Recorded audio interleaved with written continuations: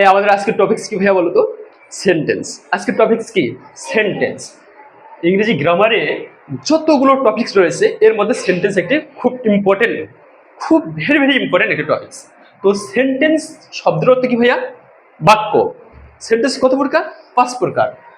Sentence কাকে বলে? এই বলতে পারবা সেন্টেন্স কাকে বলে? কয়েকটি ওয়ার্ড পাশাপাশি বসে যদি সেটা কি করে বক্তার মনের ভাব প্রকাশ করে তাহলে সেটা হবে সেন্টেন্স।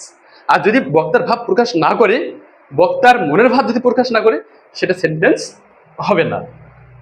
যেমন দেখো যে I eat rice, EAT eat rice, RIC, এটিকে একটা সেন্টেন্স না? দেখো তো আই একটা অড, ইট একটা অড, রাইস একটা কি অড। পাশাপাশি কয়েকটা ওয়ার্ড একত্রিত বসে বক্তার মনের ভাব প্রকাশ করছে, সো আই ইট রাইস একটা কি সেন্টেন্স। আই একটা ওয়ার্ড, ইট একটা ওয়ার্ড, রাইস একটা ওয়ার্ড। বুঝতে পেরেছো? দেখো I eat rice, I eat rice, I একটা ওয়ার্ড, ইট একটা ওয়ার্ড, রাইস একটা ওয়ার্ড, মানে শব্দ। এই শব্দগুলো পাশাপাশি বসে কি করছে? একটা সেন্টেন্স তৈরি করেছে। এবং দেখো আই ইট রাইস, আমি ভাত খাই, একটা বক্তার মনের ভাব প্রকাশ করেছে। বুঝতে পেরেছো সেন্টেন্স কাকে বলে বা বাক্য কাকে বলে? কয়েকটা ওয়ার্ড যদি পাশাপাশি বসে কারো মনের ভাব প্রকাশ করে তাহলে সেটা হবে বাক্য বা সেন্টেন্স। তাহলে ওয়ার্ড কি? সেন্টেন্সের একক হচ্ছে শব্দ। কয়েকটা শব্দ মিলে বাক্য তৈরি হয়। তাহলে ওয়ার্ড কিসের মাধ্যমে তৈরি হয়? ওয়ার্ড হলো কয়েকটা লেটারের মাধ্যমে তৈরি হয়। Letter, LETTER,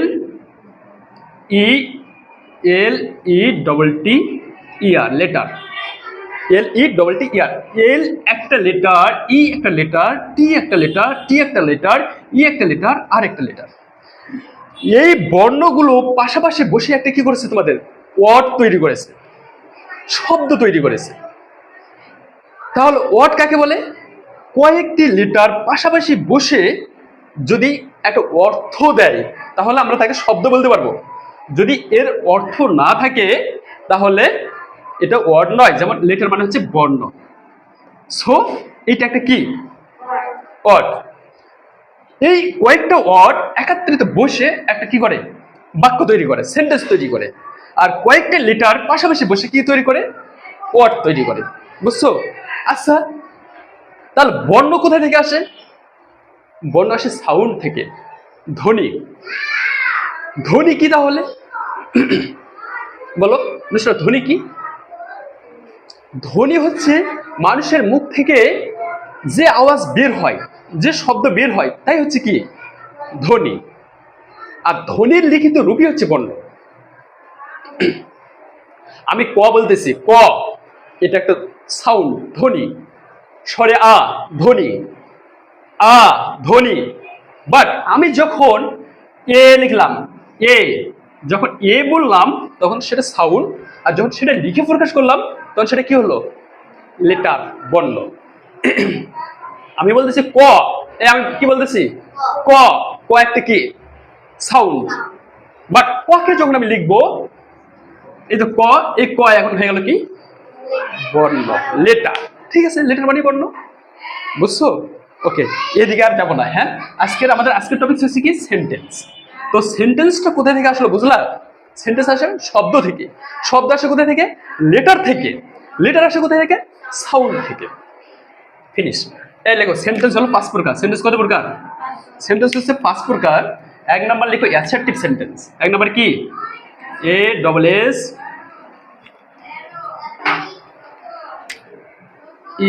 ASSERTIV, TIV, assertive sentence. 2 number কি ভাইয়া? Interrogative sentence, INTEROGATIV, interrogative. 3 number কি ভাইয়া? ইম্পারেটিভ। উঠাও, ইম্পারেটিভ, IMPAROTIV, TIV। 4 নাম্বার হচ্ছে অপটেটিভ। 4 নাম্বার কি? OP, TIV, অপটেটিভ। 5 নাম্বার হচ্ছে exclamatory, E X C L A M exclamatory. তাহলে এ হলো 5টা সেন্টেন্স। সেন্টেন্স 5 প্রকার: assertive, interrogative, imperative, objective, exclamatory. এর মধ্যে আজকে আমরা আলোচনা করব অ্যাসার্টিভ সেন্টেন্স। আজকে কি আলোচনা করব? Assertive sentence. ইনশাআল্লাহ অ্যাসার্টিভ সেন্টেন্স সম্পর্কে এমন ভাবে তোমাদের ধারণা দিব, অ্যাসার্টিভ সেন্টেন্সের এ টু জেড শিখিয়ে যাবো আজকে ইনশাআল্লাহ। হ্যাঁ, লিখো অ্যাসার্টিভ সেন্টেন্স।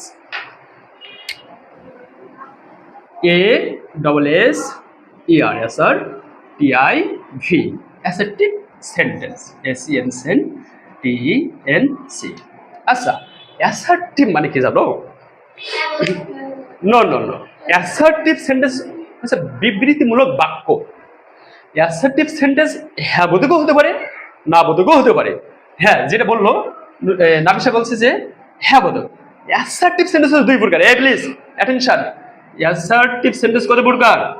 2 প্রকার। লিখো অ্যাসার্টিভ সেন্টেন্স হচ্ছে 2 প্রকার। এক নম্বর হলো affirmative, A double F I R, affirmative T I V, affirmative sentence. আর একটি কি? Negative sentence, N E A G T I V, negative sentence. হ্যাঁ, তাহলে অ্যাসার্টিভ সেন্টেন্স শব্দের অর্থ হচ্ছে বিবৃতিমূলক বাক্য, বিবৃতিমূলক, মৌসু হবে, হ্যাঁ মৌসুলক, বিবৃতিমূলক বাক্য। ওকে। আর affirmative sentence, negative sentence. Affirmative sentence কি? হ্যাঁ বোধক বাক্য। আর নেগেটিভ সেন্টেন্স কি ভাইয়া? না বোধক বাক্য। ওকে, উঠেছো? ওকে, ডান।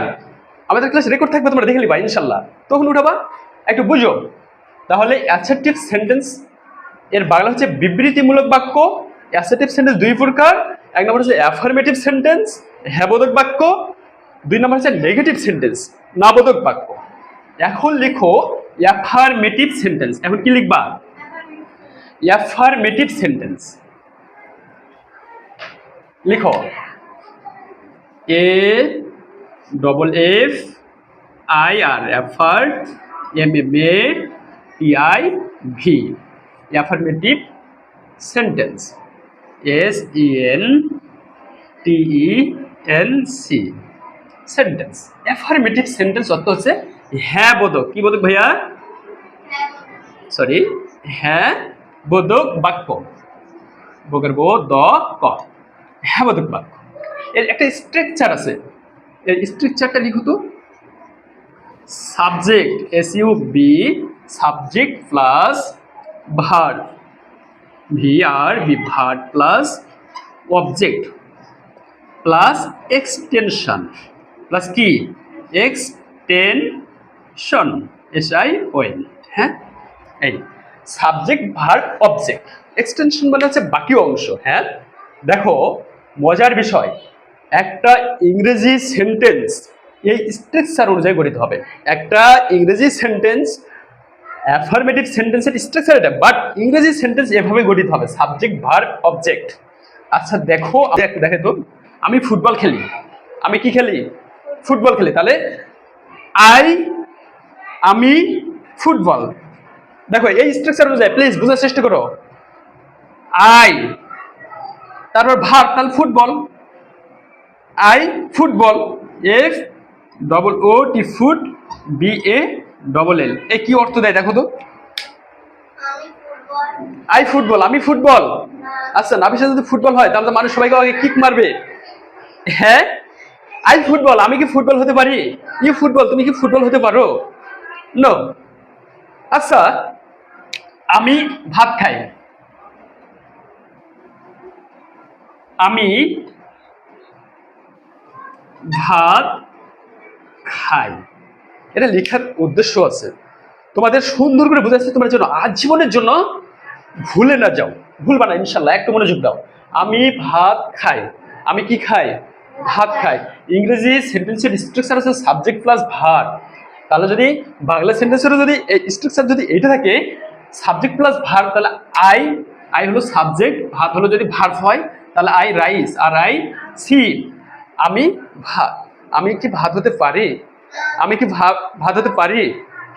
আমি তোমাদের এতক্ষণ বকার উদ্দেশ্যই হলো এটা, আমি তোমাদেরকে বোঝাতে চাচ্ছি এইটা যে বাংলা সেন্টেন্সের ভার্ব থাকে কোথায়? সবার শেষে। দেখো যে ইংরেজি সেন্টেন্সের স্ট্রাকচার হচ্ছে সাবজেক্ট ভার্ব, বাট বাংলা সেন্টেন্সের স্ট্রাকচার এটা না। বাংলা সেন্টেন্সের স্ট্রাকচার হচ্ছে subject plus object plus verb. কি এর লেখো বাংলা সেন্টেন্সের স্ট্রাকচার, বাংলা বাংলা হ্যাঁ, বাংলার স্ট্রাকচার হচ্ছে subject SUB subject plus object plus verb VRB verb. আমি সহজ ওয়েতে বলে দেই, এই প্লিজ অ্যাটেনশন, পরে উঠাবা প্লিজ, উঠানোর সময় দিব, দাঁড়াও। যে বাংলায় ভার্ব থাকে কোথায়? বাংলা সেন্টেন্সের বাংলা বাক্যের ভার্ব কোথায় থাকে? শেষে থাকে। না হলে দেখো যে আমি ভাত, আমি কোনোদিন ভাত হতে পারি? আর আরো একটা কথা হচ্ছে যে কোনো বাক্য ভার্ব ছাড়া হয় না, ক্রিয়া ছাড়া হয় না। দেখো যদি যদি বলি আমি ভাত, তাহলে সাবজেক্ট আর অবজেক্ট পেলাম, ভার্ব নাই। ভার্ব ছাড়া কি সেন্টেন্স হচ্ছে? আমি ভাত, আমি কি ভাত, আমি কি ভাত হতে পারি? আমি যদি ভাত হতাম তোমরা খেয়ে ফেলতাম, বুঝছো? হ্যাঁ, আই ইট, আমি খাই, সেন্টেন্স হয়ে গেছে। সাবজেক্ট আছে, ভার্ব আছে, সেন্টেন্স অলরেডি হয়ে গেছে। আই ইট, আমি কি করি? খাই। আই প্লে, আমি খেলি, হ্যাঁ আমি খেলতে পারি। বাট যদি বলি আই ফুটবল, আমি ফুটবল, আমি কি ফুটবল, ইউ কি ফুটবল, ইউ ফুটবল, তুমি ফুটবল, ইউ প্লে, তুমি খেলতে পারো, বাট তুমি ফুটবল হতে পারো না। তুমি যদি ফুটবল হও তাহলে তোমাকে মানুষ কিক মারবে। হ্যাঁ, তুমি যদি আই ইট, আমি খাই, হ্যাঁ সাবজেক্ট আছে, ভার্ব আছে, সেন্টেন্স হয়ে গেছে। বাট বাট কি, যদি ওই সেন্টেন্সের মধ্যে ভার্ব না থাকে, ওই সেন্টেন্সের মধ্যে কি না থাকে? ভার্ব, ওটা সেন্টেন্স হবে না। দেখো আই রাইস, আমি ভাত, আমি ভাত হতে পারি না। আই ফুটবল, আমি ফুটবল হতে পারি না। আই প্লে, আমি খেলি, ভার্ব আছে, দেখো শেষে ভার্ব, খেলি, তাহলে আই প্লে, আমি খেলি। আই স্লিপ, আমি ঘুমাই। আমি বড় মাছ রান্না করি, I cook big fish, I cook big fish, আমি বড় মাছ রান্না করি। আমি যদি বলি আই বিগ ফিশ, আমি বড় মাছ, তুমি কি বড় মাছ? এটা বলতে পারো যে আমি রান্না করি, আই কুক, আমি রান্না করি, হ্যাঁ সেন্টেন্স হয়ে গেছে। সাবজেক্ট আর ভার্ব থাকলে ইনাফ, যা বুঝাতে চাচ্ছিলাম। ওকে, তাহলে বাংলা সেন্টেন্সের ভার্ব থাকে কোথায় ভাইয়া? শেষে। স্ট্রাকচার আর ইংরেজি সেন্টেন্স কিভাবে গঠিত হয়? সাবজেক্ট ভার্ব অবজেক্ট দিয়ে। তাহলে আমি আমি ফুটবল খেলি, আচ্ছা ফসু টপ ফুট বল খেলি। ওকে, দেখো আমি ফুটবল খেলি, তাহলে সাবজেক্ট লাও আই, ভার্ব, এ ভার্ব কোনটা? শেষে। বাংলা সেন্টেন্সের শেষে ভার্ব দেখবা খেলি, তাহলে খেলার ইংরেজি কি? Play, PLA play. কি খেলো তুমি? Football, FOOT foot, BALL ball. I play football, এ আমি কি খেলি? আমি ফুটবল খেলি। যদি বলি আমি বন্ধুদের সাথে ফুটবল খেলি, with friend, ITH with friend, FRIENDS friends, আমি বন্ধুদের সাথে কি করি? ফুটবল খেলি। তাহলে দেখো আই হলো সাবজেক্ট, ভার্ব হলো প্লে, অবজেক্ট হলো ফুটবল, উইথ ফ্রেন্ডস হলো এক্সটেনশন, বাকি অংশ। ওকে, আচ্ছা তোমাদের একটা টেস্ট করি। আচ্ছা বলো তো, পারবা ইনশাল্লাহ, এই স্ট্রাকচার ফলো করবা। যে আমি গল্পের বই পড়ি, এ আমি কি করি? হ্যাঁ স্টপ, আমি গ লয়ে পয়যুক্ত গল্পের বই পড়ি। তাহলে এই স্ট্রাকচার অনুযায়ী সাজাও। নুসরাত আগে সাবজেক্ট লাও। সাবজেক্ট কি? সাবজেক্ট হলো আই, আর আমি বলছি বাংলার সবার শেষে কি থাকে, ভার্ব থাকে। তাহলে পড়ার ইংরেজি কি, read, I read, R E A D, I read. কি পড়ো তুমি, গল্পের বই। তাহলে I read a story book, S T O R Y, story, B double O K, book. Understand? Okay. আমি মাছ রান্না করি, আমি কি রান্না করি, মাছ রান্না করি। করতে দেখি এটা, আমি মাছ রান্না করি। তাহলে বাংলা সেন্টেন্সের কোথায় আমাদের ভার্ব থাকে, সবার শেষে। এখানে আমি পেলাম সাবজেক্ট কি, আমি, আর ভার্ব পেলাম রান্না করি। কি রান্না করো, কি দ্বারা প্রশ্নগুলো অবজেক্ট পাওয়া যায়, মাছ। তাহলে সাবজেক্ট লাও, স্ট্রাকচার সাবজেক্ট, আই, ভার্ব কি, রান্না করে ইংরেজি কি, কুক। তাহলে I cook, C double O K, I cook. কি রান্না করো, fish, F I S H. এভাবেই আমাদের কি হয়, সেন্টেন্স গুলো গঠিত হয়। বাকিব সেন্টেন্স কি, তাহলে আমাদের অ্যাসার্টিভ সেন্টেন্স শেষ হয়ে যাবে। কালকে আমি ইন্টারোগেটিভ পড়াবো, ঠিক আছে। 1 নম্বর অ্যাফার্মেটিভ সেন্টেন্স, 2 নম্বর লিখো negative sentence, N E A G T I V E, negative sentence, S E N সেন টি ই এন সি। কি ভাইয়া, নেগেটিভ সেন্টেন্স, নাবোধক বাক্য। কি, না বোধক, নাবোধক বাক্য। এর স্ট্রাকচার হচ্ছে, এর স্ট্রাকচার কি, subject, S U B, subject plus A V. A V মানে কি বলতো, অক্সিলারি ভার্ব। কেন ভার্বের ক্লাসে পড়ালাম না, সাহায্যকারী ভার্ব, হেল্পিং ভার্ব। তাহলে থাকবে subject plus auxiliary verb plus not, plus কি, not, N O T, not, plus subject plus সাহায্যকারী ভার্ব প্লাস নট প্লাস মূল verb, V R B, verb plus object. Done. এখন কথা হচ্ছে যে আমি বড় মাছ রান্না করি না, আমি ফুটবল খেলি না, একটা নেগেটিভ আসবে, না বোধক একটা বাক্য হবে, বুঝছো। আমি ঘুমাই না, আমি পড়ি না, আমি লিখি না। ঠিক আছে, দেখো আমি লিখি না, আমি লিখি না। ওকে, কি কি করো না তুমি, আমি লিখি না। তাহলে সাবজেক্ট কি, আই, এ সাবজেক্ট কি, আই। তারপর অক্সিলারি ভার্ব দাও, আই ডু নট। এখানে কি সাহায্যকারী verb do not, does not, do verb আসবে, বি ভার্ব আসবে, মডাল ভার্ব আসবে, হ্যাভ ভার্ব আসবে। এগুলো সবগুলো হলো সাহায্যকারী ভার্ব। তাহলে I do auxiliary verb plus not, not, I do not write, W R I T, I do not write. আমি পড়ি না, আই ডু নট রিড। আমি ঘুমাই না, আই ডু নট স্লিপ। আমি খাই না, I do not it. Understand? Okay, next ক্লাসে ইন্টারোগেটিভ সেন্টেন্স পড়াবো ইনশাল্লাহ।